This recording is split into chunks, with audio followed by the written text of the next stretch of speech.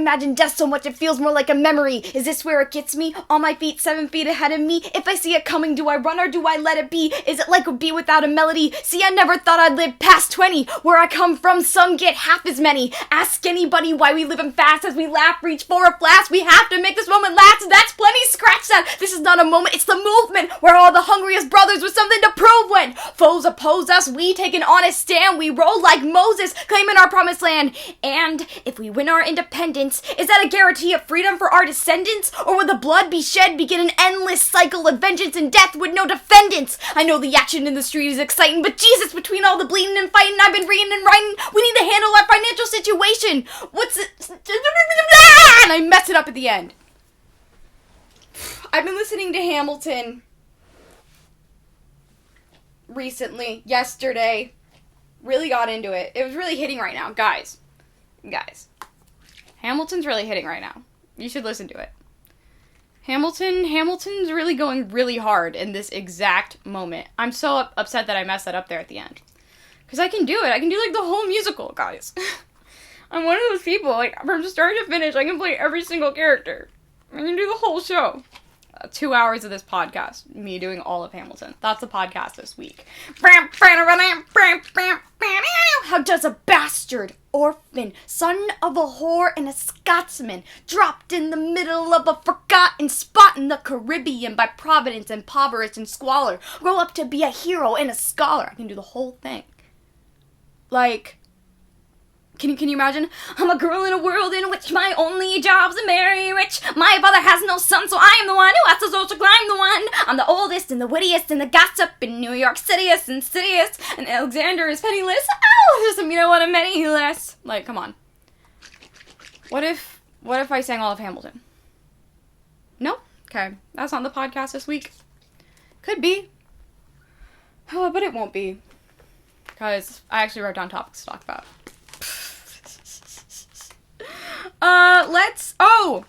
I'm your host, Brinly Schreier. Welcome to the Yapathon. To start off this week, we're going to start off with some good news, as we do. Have some really good news. Good news is that the Texas State Senate seat from District 9 was flipped blue, okay? And not by a little, by a lot. By over 14,000 votes, okay? That's a lot. And not only was it flipped, but it was flipped, and it is the biggest Republican district in the entirety of the USA. It hasn't been flipped Democratic in 50 years, and Trump endorsed the person running for the Senate seat, and they still lost by a fuck ton. Okay? It's giving no longer blue wave, it's giving blue tsunami. And that's iconic. And then also in Miami, they just got a Democratic mayor. Haven't had a Democratic mayor in 30 years. Okay? Not in my lifetime. And a state house in Georgia was also flipped blue. That all happened, like, yesterday. So, that's really good news. Which is what I need to hear right now, like, dopamine hits. Like, I'm needing those dopamine hits right now too, guys. I am in, like, seasonal depression is...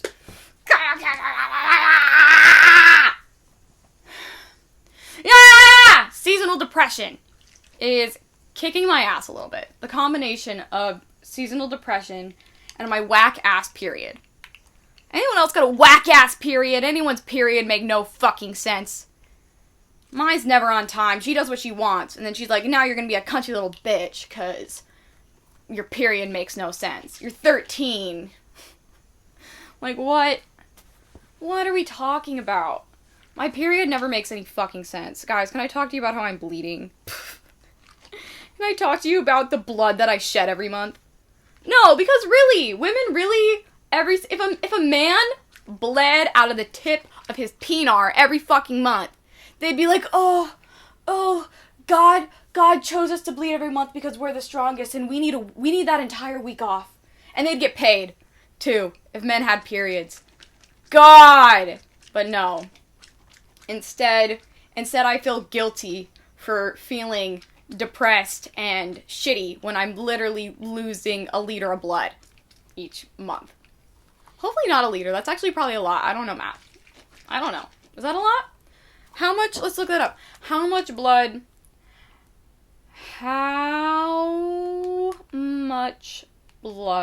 do you lose on your period? 30 to 60 milliliters, 4 tablespoons. So not a liter. A liter would probably be pretty fucking bad. 2.7 ounces. How many ounces are in a liter?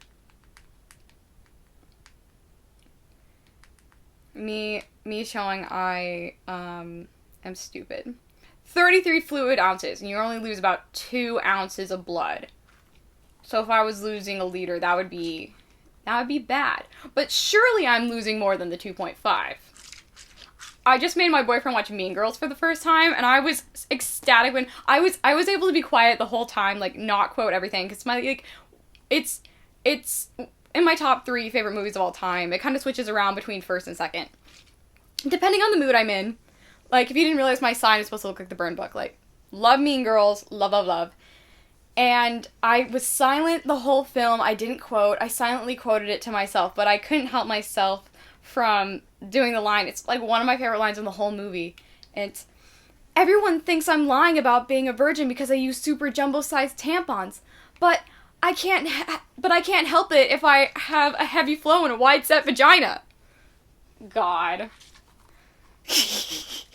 I couldn't help myself. That line's just too real to me. Like, a girl be bleeding. A girl be bleeding, okay? Blood everywhere. And it's surely more than 2.5 ounces. So I've been in a horrible, wretched little mood, and it's been too cold to go outside, and so I feel like I'm sitting at my window slowly losing my mind. Yeah. I need to, I don't know. I need to finish the books I'm reading. I'm almost done with, all the books that I've been reading. Like, I just stopped reading for a minute, so, like, I'm, like, 10 pages away from finishing Jekyll and Hyde. Jekyll and Hyde's short. Girls should have been done read. And next I'm going to read Wuthering Heights really quick, and then I'll talk about that next week. I'm telling you I'm promising you right now I'll finish Wuthering Heights to talk about it next week, before the movie comes out, okay? Watch Wuthering Heights. And, I'm gonna read it. I bought the book. It's sitting somewhere in my apartment. I'm gonna read it. And I'm gonna try to read more this year. So I think we talked last week about, like, taking time and relaxing when you need to. And I need to take my own advice. But I'm feeling crazy. The fucking voices. Oh my god. Are the voices plaguing anyone else right now? Seasonal depression, it's like the voices come back. They're gonna put me in an institution somewhere because of this podcast. I'm admitting to too much. But that's why I needed that good news. That good news picked me up. But yeah, something too with, like, the seasonal depression is I've been doing a lot of, like, something that I'm trying not to do, just, like, cheap dopamine hits, just, like the scrolling and playing way too many rounds of Fortnite. Fortnite is, that's why I was like, oh, that's why I like this. It's really cheap and easy Fortnite, because every time I finally got Sabrina Carpenter in Fortnite. Thank God, thank God, thank God. Finally got Sabrina Carpenter in Fortnite. And I love killing people as Sabrina Carpenter in Fortnite. I know I just ruined a man's whole day when I kill him as Sabrina Carpenter in Fortnite and then I emote on him. It brings me such joy, and every time I get to do it, I just feel great. And it's a cheap little dopamine hit that I can get. Also, something horrible happened. The worst thing ever happened, okay? This will go into going to Grammy. So yesterday, my boyfriend and I were playing Fortnite. And it was his turn, he was playing, and he was playing as Sabrina Carpenter. And he immediately got killed by Billie Eilish and was in 100th. Deadass placed 100th. At the same time, I was like, the Grammys are on. And then I looked it up. And what did I see? It was a sign from God. It was a sign from God. And the only reason Billie Eilish was able to kill him in Fortnite Sabrina Carpenter in Fortnite was because she happened to get the lucky box. Like, that he flew into the balloon, and there's 2, like, little boxes to unlock, and he happened to get the better gun, and so it was, like, it was just, like, literally a luck-based thing. And I feel like, and that's the same thing with these damn Grammys. Also, if you go back to my Grammy predictions, I was right about nearly everything. I was literally right about everything. So I'm not even going to repeat my Grammy predictions because I said what I needed to say, and then what happened, okay? I said what I needed to say. I was right about the Grammys, other than Hit Me Hard and Flop, winning with Wildflower. You're going to make me angry! That song is fine at best. Sabrina Carpenter's Man-Child was right there, and it was like the same time that Sabrina Carpenter died in Fortnite to Billie Eilish in 100th place. It happened at the same time, like, they announced the award.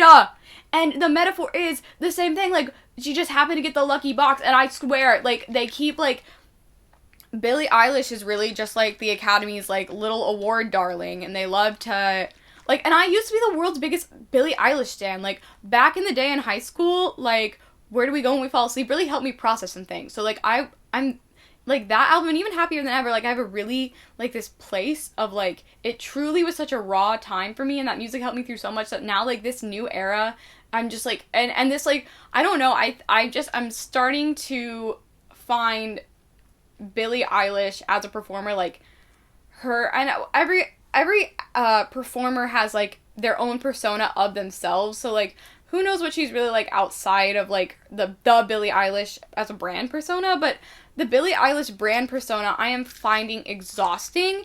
It's just always her talking down to other women and bitching as if the Academy Awards don't just, like, reward her for existing constantly. And I just find her and her brother are weird. I'm not going to go into my theory why they're weird. I feel like that this will age poorly for me when I'm mega famous someday and I have my own singing career if I say my little theory that I want to say, but just gonna say Jaime and Cersei Lannister. That's all I'm gonna say. And if this comes back to bite me in the ass someday, whatever.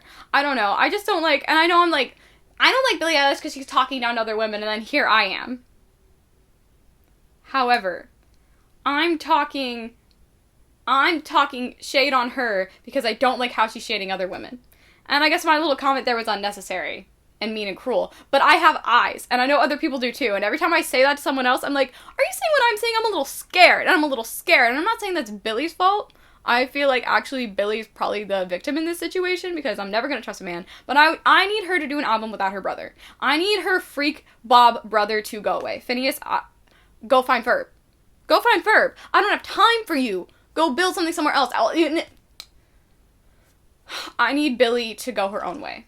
And I need the Billie Eilish from, not high school back, like I want an evolution, but like I want her to get back to writing something real. And I'm sorry, Wildflower is the most boring ass song ever. Like, boo-hoo, I talked to this girl and she once hooked up with my boyfriend and I think about her all the time because he treated her horribly and I'm still with this loser.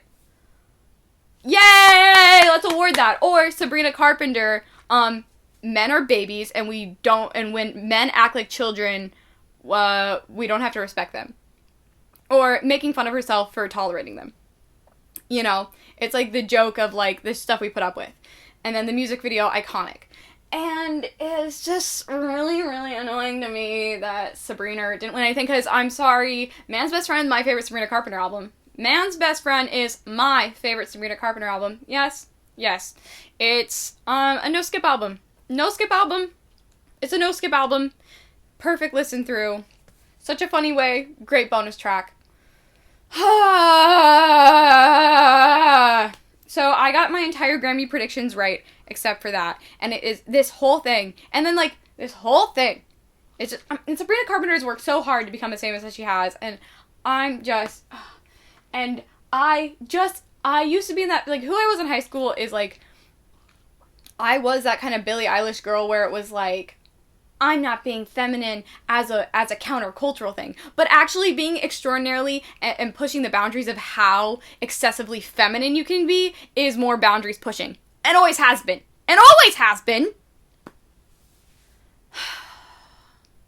And I hate that it's seen as basic. Like, when you're extremely feminine, that's where it's like, oh, you just sound basic. But then, like, it's just weird. We're at a weird place, and I'm going to say it once, I'm going to say it again, hit me hard and flop. And I know the Swiftologist coined that term. Shout out the Swiftologist. But I'm gonna keep saying it because it was the right thing to say. It was the right assessment then, it's the right assessment now, and I don't even know how it could qualify for the Grammys, because that whole album I was so happy the year before when it won nothing.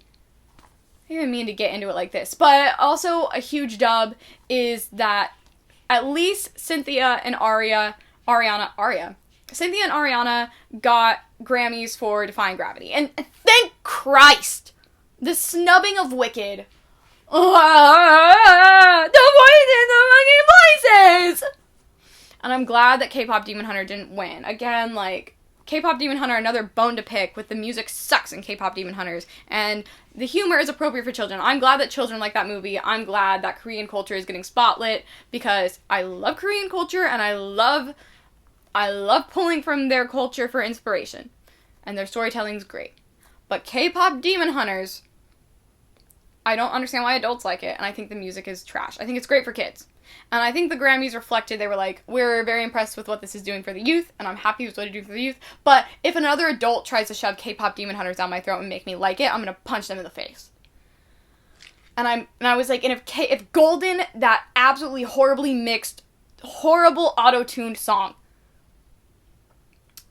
beat Defying Gravity, and Cynthia Erivo and Ariana Grande, make me live it. Again, I'm very happy for the success of K-Pop Demon Hunters, but I'm happy for the success of K-Pop Demon Hunters. Truly, I'm ecstatic. I think that the character designs are awesome, and I'm excited for the dolls that are going to come out. I'm not going to get them because I'm not a K-Pop Demon Hunters fan, and I wish I was. But if another adult tries to shove it down my throat, my 3-year-old cousin, that's for her. It's not for me, because I have ears, okay?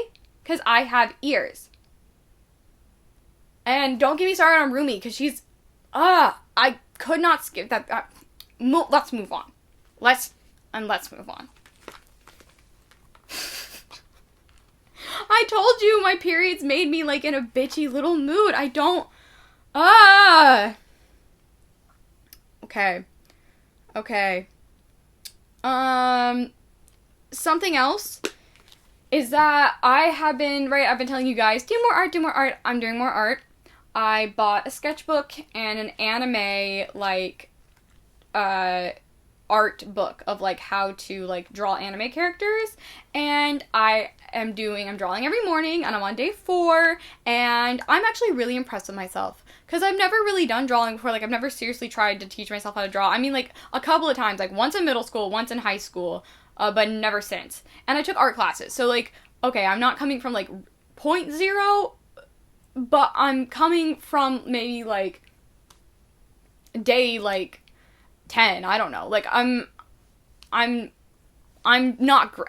good, and I struggle when I'm not good at things. I really struggle with, I'm such a perfectionist that when I suck at something, it's just, like, I get so frustrated, so angry, and then I don't want to do it at all. I get so fucking angry. And so art's, like, 2D physical drawing medium has always really annoyed me, because you just have to suck for a while to get good at it. So I'm just forcing myself to do it every morning. I got the right art supplies. I got the book, and I got everything I needed. And I've been drawing every morning while watching One Piece. And I've been drawing Sanji. I tried to draw Nami. Oh my gosh, I gave Nami the 10,000 yard stare. Scary, very scary. And yeah, Nami kind of came out crap. Women are a lot harder to draw than men, because they have, like, softer features, and, like, the round features are harder to draw, for me at least, whereas, like, men have sharp features. So, and, like, once again, men have it so easy. But whatever, I love drawing Sanji. You know I love Sanji. You know, and Sanji would, if he saw me drawing him, like, I just know he would do this. He would do this. If you can't see him on the screen, it's him in the little spinning love tornado.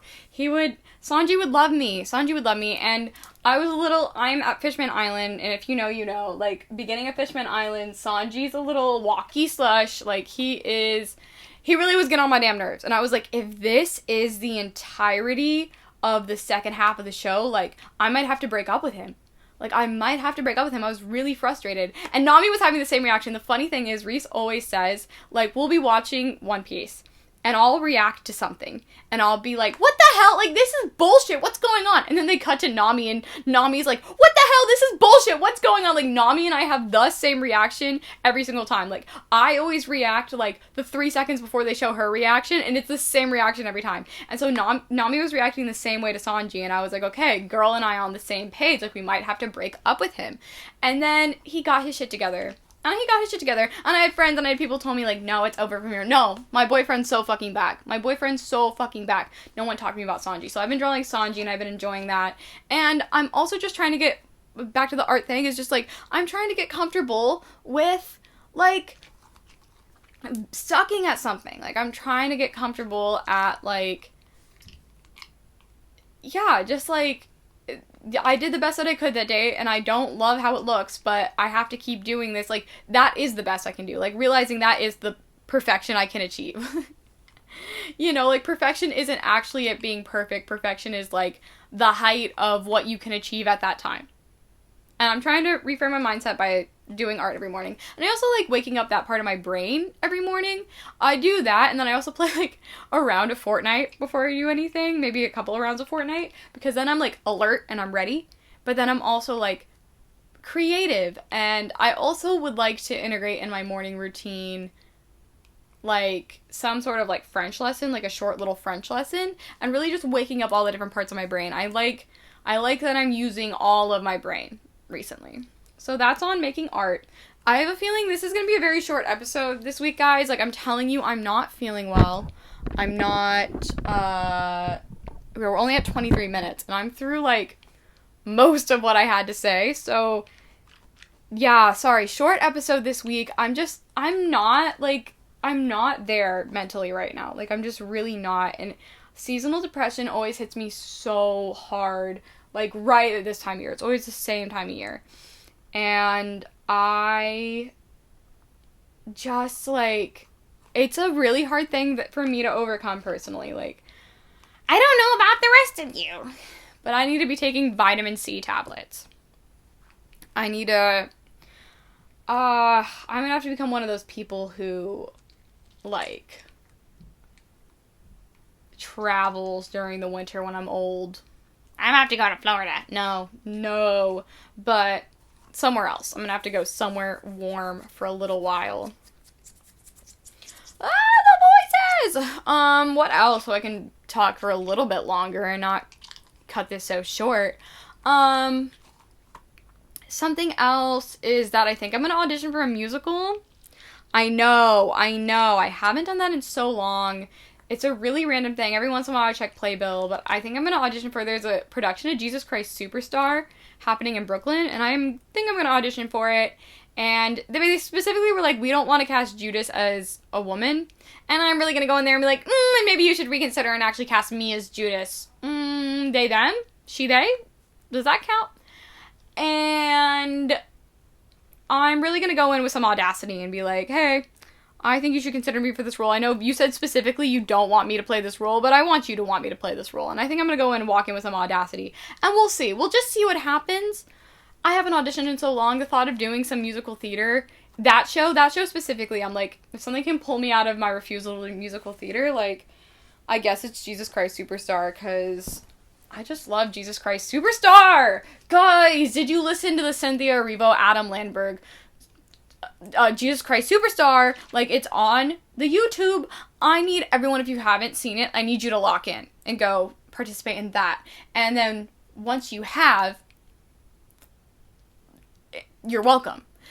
It's just that interpretation of Judas is that listen to Jesus Christ Superstar, and I'll keep you updated if I get cast in this, or even audition. We'll see. I was feeling all motivated last night, and now I feel tired. And, like, I don't wanna. But I think I should. I think any opportunity I have to be in Jesus Christ Superstar, I should jump at. Personally, because I love Jesus Christ Superstar. Okay, moving on. Lock in for Wednesday. I'm releasing a tea talk with my good friend Cole, okay? He is an astrologer. I need you all to lock in for that, okay? We talk astrology. He is so well informed. He had such brilliant things to say. We were drinking, and I, like, multiple times I forgot I was interviewing and hosting the podcast because he was just saying such intelligent things about astrology. I was, like, locked in. I was listening to the podcast, and then I was like, fuck, I have to respond and answer the next question, but I was so locked in. I was so locked into the episode. So I think you all will really enjoy it, too. We talk about just all different aspects of astrology, and it was just so nice to speak to a like-minded person on that subject, and it's a really fun, really cool episode, so lock in. That's gonna be out Wednesday. Okay? And deadass, I think I'm about to wrap it up. I know, really, really short episode this week, but that's where I'm at right now.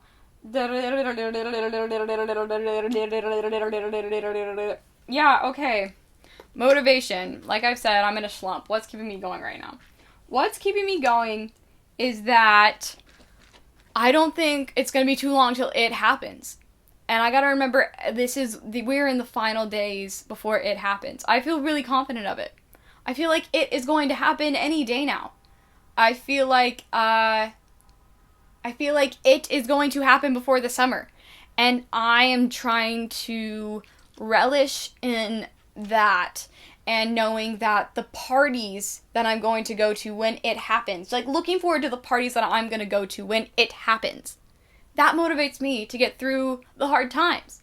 Think about those parties, guys. That is going to be one of the most memorable parties. It might be the biggest party you ever go to in your whole life when it happens. The parties you're going to go to, can you imagine the jolly, jovial energy in the air? Oh my gosh. Oh my goodness. It's the stuff of legends, that type of joy. I cannot wait. I can't wait. I can't wait for No One Mourns the Wicked to chart. It's going to go number 1. When No One Mourns the Wicked, think about that. When No One Mourns the Wicked goes number 1 after it happens. Think about the joy and laughter. Think about the memes. Think about the catharsis relief. And is it going to fix everything? No. He is a symptom. He's not the cause. He is the symptom of a broken system. A system that has enabled someone like him to exist. So we have to attack the system. If he disappears, it doesn't all disappear, but it is still like the most exciting thing ever. It's still a blessing. It's still a joy. And I can't wait for it to happen. And that really, like, when I'm really down in the dumps, I remember that, like, I think it is going to happen in the spring, and that means, like, the weather will be nice, and people will be able to go out and really just, like, he's not surviving cold flu season. Like, he doesn't got another cold flu season in him. And we're gonna go out, we're gonna party in the streets. It's gonna be beautiful. I'm gonna get the drunkest I've ever gotten in my whole life. And I can't wait. I can't wait. I have a bottle of champagne, like, sitting and being saved. And as soon as I find out it happens, I'm popping that bottle. So it could happen anytime here really soon. And I want you to live in that energy of it is going to happen soon. Like, manifesting. And I'm just living for that party. That's my motivation for the week. That's where I'm at mentally. Okay? Anyways, short little episode, but I hope you guys have a great week, and tune in for Wednesday. That is going to be a spectacular episode, and I cannot wait for you to hear about Cole's work and his upcoming book. It is so freaking exciting. So, yeah, thank you all so much. I am Brinly Schreier. I hope you enjoyed the Yapathon, and I'll see you next week. Bye!